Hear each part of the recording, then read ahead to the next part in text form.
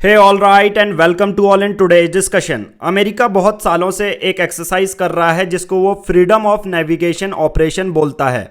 As per this exercise America विश्व के सभी ओशियंस पे फ्रीली नेविगेट करता है अंडर दियर मिलिट्री प्रोजेक्ट। अभी इसको रिसेंट मीडिया आर्टिकल्स में ये देखने को मिलता है कि चाइना ने यूएसए के गन बोट डिप्लोमेसी को डायरेक्टली लीगली चैलेंज कर दिया है। हम गन बोट डिप्लोमेसी को आगे डिस्कस करेंगे, बट क्या आपको पता है कि एक नॉटिकल माइल में कितने किलोमीटर्स होते हैं? वो होते हैं 1.852 किलोमीटर्स। ये फिगर आपको आगे याद रखना है क्योंकि ये आगे आपको जियोपॉलिटिक्स की, यूएन क्लॉज की समरी को समझने में मदद करेगा। नाउ इन सब का इंडिया पे क्या इंपैक्ट पड़ता है ये भी हम देखते हैं। इंडिया के लिए ये एक कंसर्निंग इश्यू क्यों बना हुआ है मैरिटाइम सिक्योरिटी के लिए। सबसे पहले मैं आप लोगों को ये भी बता देता हूं कि भारत में 1971 में जब युद्ध हो रहा था भारत और पाकिस्तान का, तो उस पे यूनाइटेड स्टेट्स ऑफ अमेरिका ने बे ऑफ बंगाल में अपनी मैरिटाइम नेवल पावर को दिखाते हुए न्यूक्लियर एयरक्राफ्ट कैरियर लगा दिया था। तो उस पे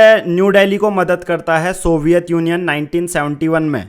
जो यूएसए पहले से करता हुआ आ रहा है वो अभी इंडिया में हमें 1971 में देखने को मिला। चाइना अभी इसको लीगली चैलेंज कर रहा है। नाउ स्टार्ट करते हैं। सबसे पहले आप लोगों को बता देता हूं कि यूएसए की गन बोट डिप्लोमेसी क्या होती है। इसका मतलब बहुत सिंपल सी भाषा में, कोई भी देश अपनी नेवल पावर को बढ़ाता है। गन बोट का मतलब होता है एक तरह से वॉरशिप, जो कि दूसरे वीकर नेशन को प्रेशराइज करने के लिए चलाया जा रहा है यूएस के बेसिस पे। यूनाइटेड स्टेट्स इसमें क्या करता है कि बहुत सारी वॉरशिप की फ्लीट्स यूज कर रहा है, गन बोट्स यूज कर रहा है, ताकि लेस पावरफुल कंट्रीज को दबाया जा सके। ये पूरी डिप्लोमेसी गन बोट डिप्लोमेसी कहलाती है। यूएसए में हमने एक और टर्म पढ़ा था, फ्रीडम ऑफ नेविगेशन ऑपरेशन क्या होता है।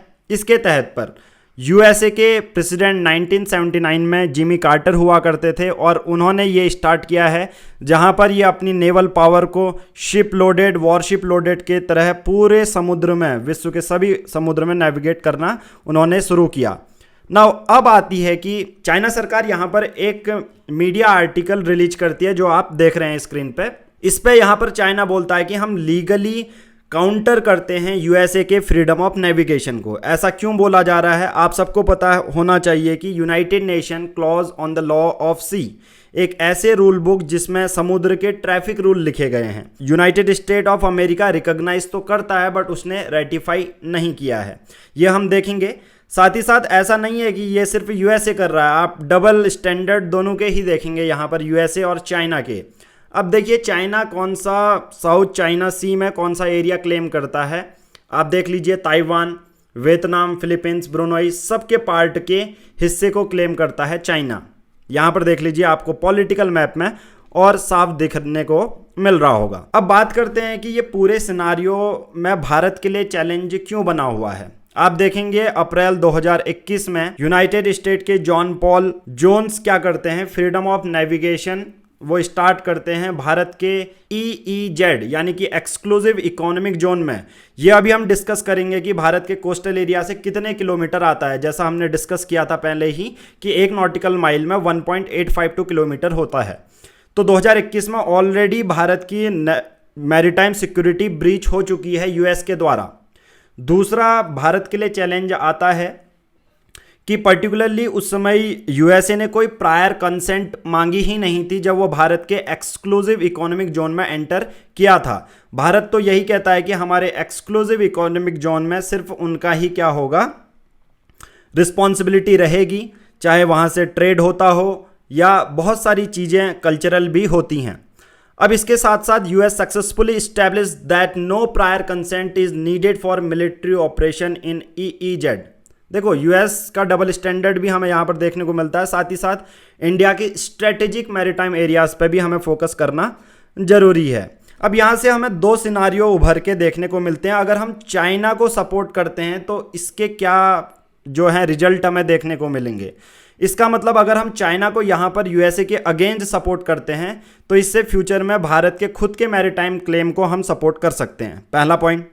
दूसरा, यूएस और इंडिया के बीच में जो स्ट्रेटेजिक पार्टनरशिप है उनके बीच में कुछ डिस्टर्बेंस क्रिएट हो सकती है। ये दूसरा पॉइंट अगर हम चाइना को सपोर्ट करते हैं। तीसरा, डिस्पाइट हैविंग हमारे चाइना के साथ इतने बॉर्डर टेंशन चल रहे हैं फिर भी हम अलाइन कर रहे हैं, ये तीसरा रिजल्ट हो सकता है। बट इसी सिनारियो में अगर यूनाइटेड स्टेट्स ऑफ अमेरिका को हम सपोर्ट करते हैं तो हम फ्यूचर के मान लो कि हम खुद की भी मैरीटाइम सॉवरेनिटी के क्लेम को अंडरमाइन कर रहे हैं। ऐसा दूसरा भी हो सकता है कि भविष्य में कोई दूसरी फॉरेन नेवल पावर्स आएँ और भारत के जो इंडो पैसिफिक रीजन है उस पर डिस्टर्बेंस क्रिएट करें। देखिए यहाँ पर मैंने 2 सिनारियो डिस्कस करें, आप कमेंट बॉक्स में बता सकते हैं कि क्या भारत को इस सिनारियो में करना चाहिए। बट यहाँ पर hypocrisy, double standard, double face US और चाइना का देखने को मिलता है। देखिए United states of America freedom of navigation पहले ही कर रहा है, चाइना में भी ऐसा ऑलरेडी कर चुका है। चाइना की आप देखोगे 2018 में उसने किया हवाई में, 2024 में चाइना ने ऑस्ट्रेलिया पे ऐसा किया कि अपनी नेवल जो जहाज हैं न्यूक्लियर पावर्ड हैं वो भी दूसरे की टेरिटरी में ईईजेड जो एक्सक्लूसिव इकोनॉमिक जोन होता है उस तक पहुंचाए। आप इसको टेंशन नहीं लेना है कि एक्सक्लूसिव इकोनॉमिक जोन क्या होता है, वो मैं आगे डिस्कस करने वाला हूं। तो चाइना ऑलरेडी ऐसा ऑस्ट्रेलिया के साथ, हवाई के साथ कर चुका है। नाउ सिमिलरली अगर आप देखोगे यूएस भी ऐसी चीज़ें भारत के साथ ऑलरेडी कर चुका है, तो दोनों के ही यहाँ पर हिपोक्रेसी देखने को मिलते हैं। बट ओवरऑल इसका रिजल्ट क्या है, इम्पैक्ट क्या है? रीजनल स्टेबिलिटी एक कंसर्न बने रहेगा अगर हम ऐसे मुद्दों में बात करते हैं तो। हालांकि कैसे एक लीगल तरीके से हम इसको सॉल्व करेंगे वो आगे डिस्कस करेंगे, एक practical solution. But let's talk about the regional stability concern. सबसे पहले अगर ऐसा चलता रहा, यूएस नेविगेट कर रहा है, चाइना नेविगेट कर रही है, तो कहीं ना कहीं वो इंडो पैसिफिक रीजन में जहां इंडिया का इतना ज़्यादा ट्रेड रूट उसमें इन्वॉल्व होता है तो मिलिटराइज हो जाएगा ये रीजन। दूसरा, पोलराइजेशन हो सकता है रीजनल पावर, कम कमजोर यानी कि वीक नेशंस हैं वो एक तरह से अपना अपना जो पोल है वो चुन लेंगे, यानी कि या तो वो यूएस के साथ होंगे या वो चाइना के साथ होंगे। इससे कहीं ना कहीं जो यूएन क्लॉज है, जो पूरे विश्व के जो समुद्र के कानून बने हुए हैं उनका मल्टीलैटरल फ्रेमवर्क इरोड होने को देखने को मिलेगा। अब हम बात करते हैं इससे इम्पैक्ट क्या क्या होंगे भारत को। आप सबको पता है ये इंडो पैसिफिक वाला जोन है, तो भारत के ट्रेड रूट में तो डायरेक्टली इम्पैक्ट पड़ेगा। एनर्जी सिक्योरिटी में भारत पे बहुत इम्पैक्ट पड़ेगा क्योंकि इंपोर्ट करते हैं हम। और नेवल एक्सपेंशन प्लान भी हम देखने को मिलता है, जो सिमिलर चैलेंजेस दूसरे देशों से मिलेंगे। ये तो हमने बात कर ली ओवरऑल जो सिनारियो चल रहा था न्यूज़ में। अब हम बात करते हैं एक ऐसे क्लॉज में जिसे बोला जाता है United Nation convention on the laws of the sea. ये स्टार्ट हुआ था, ये एक तरह से आप कह सकते हो कि एक रूल बुक है जो 1982 में बनाई गई थी। ये इफेक्टिव हुई 1994 से। एक तरह से ये समुद्र के ट्रैफिक रूल की तरह हैं, जिसमें समुद्र को 5 अलग अलग जोन में बांटा गया है। आपके सामने देखने को मिलता है, मैंने इनिशियल में बोला था कि 1 नॉटिकल माइल होता है 1.852 किलोमीटर। तो सबसे पहला जो भी भारत है उसके बगल में जो कोस्टल लैंड है, तो पहला आता है इंटरनल वाटर।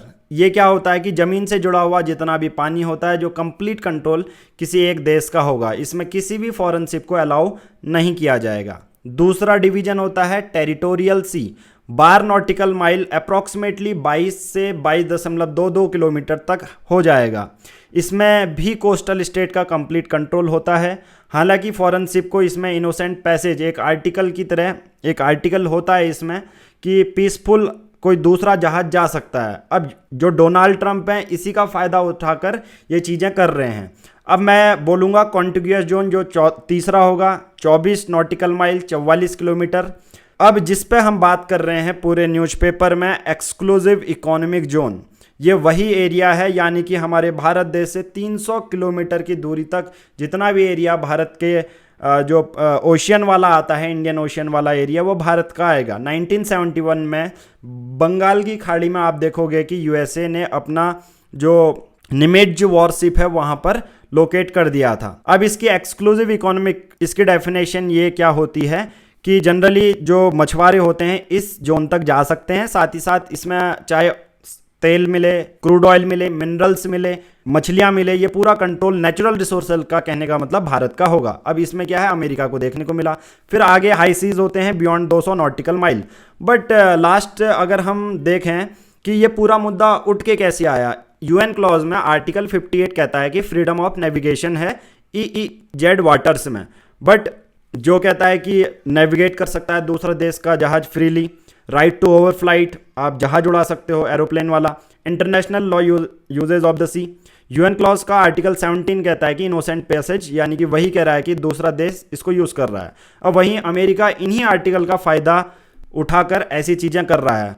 तो सबसे पहले एक प्रैक्टिकल सॉल्यूशन तो ये है, यूएन क्लॉज को फिर से अमेंड करना पड़ेगा, जिसमें आर्टिकल्स में बहुत ज़्यादा बदलाव और एज इट इज़ पॉइंट हमें मेंशन करने पड़ेंगे। ये पहला प्रैक्टिकल सॉल्यूशन है जिसमें भारत खुद की मैरीटाइम सिक्योरिटी इंश्योर कर सकता है। नाउ आपके लिए एक क्वेश्चन है, रूपकुंड झील जो है किस राज्य में लोकेटेड है?